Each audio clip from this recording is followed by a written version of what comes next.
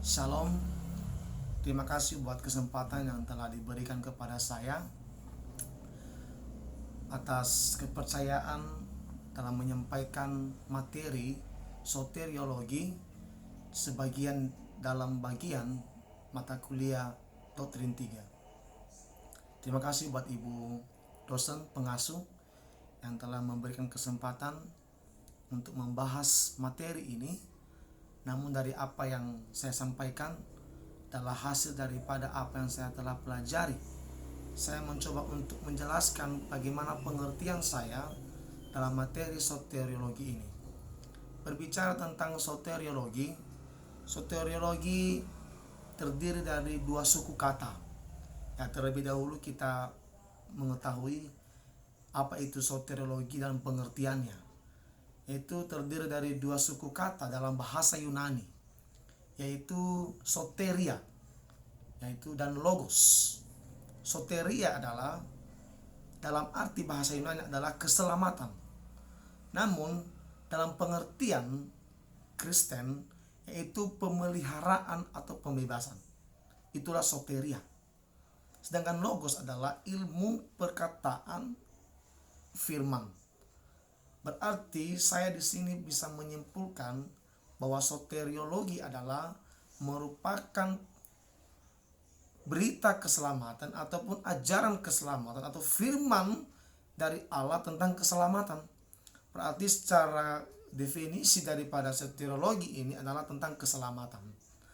Berbicara tentang keselamatan adalah atau soteriologi adalah berbicara bagaimana karya Allah, karya keselamatan yang Allah berikan terhadap dunia ini. Kenapa Allah berkarya? Terlebih dahulu saya ingin mau kembali ke belakang. Bagaimana Allah itu mempunyai visi. Apa itu visi Allah? Visi Allah itu adalah bagaimana setiap ciptaannya memuji memuliakan namanya. Sekali lagi, bagaimana ciptaannya itu memuji memuliakan namanya. Untuk mewujudkan visi ini, Allah harus bermisi, berinisiatif. Kenapa? Manusia saat ini tidak bisa lagi mewujudkan visi Allah tersebut dengan sendirinya. Karena Allah hidup dalam keberdosaan. Manusia telah tercemar oleh karena dosa yang dilakukan. Kenapa? Sifat Allah itu adalah suci. Jadi tanpa kesucian, tanpa kekudusan, seseorang ataupun siapapun tidak bisa memuji memuliakan Allah dengan baik.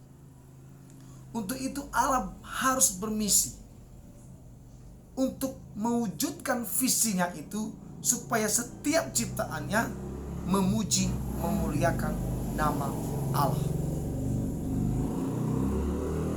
Kita bisa melihat visi Allah tersebut dimulai. Misi Allah itu telah dimulai sejak manusia pertama melakukan dosa, yaitu Adam dan Hawa. Di pasal 13 itu Kejadian, situ asal mualah dosa terjadi. Namun di situ Allah berkarya. Selain daripada manusiamu pertama itu mendapatkan hukuman oleh karena dosa yang dilakukan, Allah itu memiliki kasih yang besar terhadap dunia, terhadap manusia saat itu. Allah memberikan kepada mereka pakaian dari kulit binatang, itu domba. Allah menyembelihkan domba bagi manusia, supaya manusia yang tadi malu karena mata terbuka akibat dosa, terbuka melihat bahwa dirinya telanjang, maka Allah memberikan pakaian untuk menutupi kemaluan mereka tersebut. Dalam hal ini, dalam kejadian ini, kita bisa melihat bagaimana dosa itu mempengaruhi atau membuat manusia itu tidak berdaya. Bagaimana kejadian saat itu akibat pelanggaran manusia terhadap Tuhan, banyak hal yang terjadi yang tidak baik terhadap manusia. Yang pertama, manusia mengalami namanya kelemahan, kejatuhan, dan kemaluan. Imannya, rohaninya mengalami kelumpuhan, bahkan mati, kata firman Tuhan. Yang kedua, manusia memerlukan seorang penolong. Yang ketiga, akibat dosa, manusia ataupun domba harus disembelih karena dosa tersebut. Yang keempat, Allah bermisi untuk menyelamatkan manusia. Dalam hal ini, keempat hal ini terjadi pada saat itu. Manusia mengalami kejatuhan, mengalami memerlukan penolong. Manusia berdosa, ada binatang yang perlu dikorbankan. Allah bermisi untuk hal tersebut. Allah berinisiatif untuk hal tersebut. Berarti akibat dosa, manusia mengalami yang namanya pencemaran, mengalami yang namanya kejatuhan. Bahkan hubungan manusia dengan Allah sudah tidak baik lagi. Roma 3 ayat 23 berkata, karena manusia telah berbuat dosa dan telah kehilangan kemuliaan Allah. Manusia telah kehilangan kemuliaan Allah. Berarti manusia di taraf rendah. Namun karena Allah itu memiliki visi, bagaimana manusia itu memuliakan nama Tuhan. Tapi oleh karena manusia telah hidup dalam keberdosaannya, manusia memerlukan pembebas. Manusia memerlukan namanya penyelamat yang membebaskan manusia dari dosa, supaya manusia mampu memuji memuliakan Tuhan dengan baik.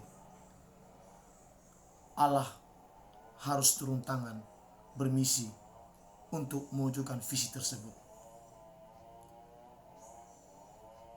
Tadi pada awal telah kita melihat bagaimana Allah berkarya. Dan lebih jelasnya lagi, ketika Allah menubuatkan penyelamat bagi dunia, yaitu melalui Yesus Kristus yang lahir di dunia ini, membebaskan manusia dari segala perbudakan dosa, membebaskan manusia dari segala ketidakbaik, membebaskan manusia dari segala hal-hal yang mencengkam. Kita bisa melihat secara tipologi karya Allah terhadap manusia pada saat itu, yaitu ketika bangsa Israel yang diperbudak oleh bangsa Mesir, Allah bermisi melalui nabinya yaitu Musa, membebaskan umat Allah dari perbudakan orang Mesir menuju ke tanah Kanaan. Itu merupakan tipologi ataupun gambaran bagaimana Allah melakukan keselamatan bagi dunia melalui Yesus Kristus yang lahir di dunia, berinkarnasi menjadi manusia. Sebab Yesus adalah Allah itu sendiri, menjelma manusia, berkarya menyelamatkan manusia dengan cara yang ajaib, dengan darah yang tercurah di kayu salib, sesuai dengan yang terjadi ketika manusia pertama melakukan dosa. Ada domba yang perlu dikorbankan.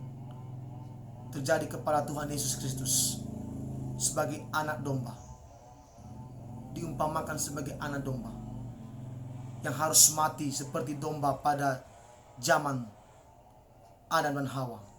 Yesus pun juga mati untuk menebus manusia, sebab Yesus adalah korban yang sempurna untuk hal tersebut. Untuk itu, melalui karya keselamatan daripada Yesus Kristus, telah menyelamatkan engkau, telah menyelamatkan manusia, telah membebaskan dunia, telah memberikan kita kebenaran. Oleh karena kebenaran yang telah kita peroleh daripada Yesus Kristus, maka visi Allah itu terwujud, yaitu kita bisa hidup untuk memuliakan nama Tuhan.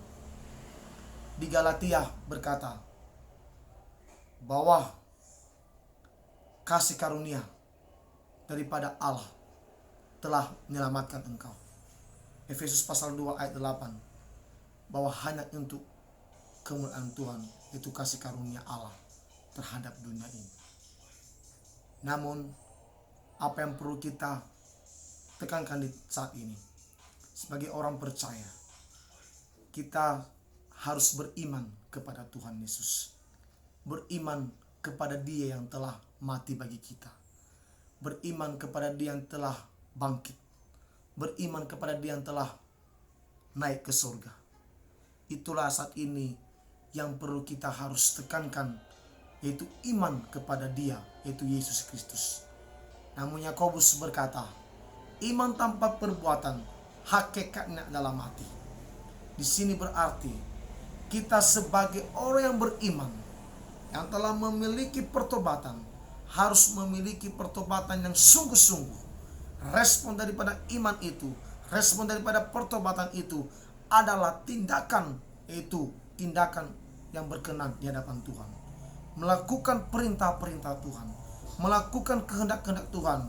Karena Allah menginginkan, Allah berkehendak setiap manusia hidup untuk melakukan kehendaknya, hidup untuk memuliakan namanya, melalui sikap kita, melalui perbuatan kita, perkataan, kesetiaan, kesucian, bahkan di dalam kehidupan dalam dunia ini. Kita harus menjadi teladan bagi dunia ini. Sebab itulah visi Allah, dan hal tersebut terwujud karena Allah sendiri turun tangan di dalam melakukan visi itu melalui misi penebusan, keselamatan terhadap dunia. Terima kasih buat kesempatan dan penyampaian materi ini. Saya percaya lebih luas lagi dalam materi-materi yang boleh disampaikan oleh Ibu penyaji. Terima kasih, Tuhan Yesus memberkati. Shalom.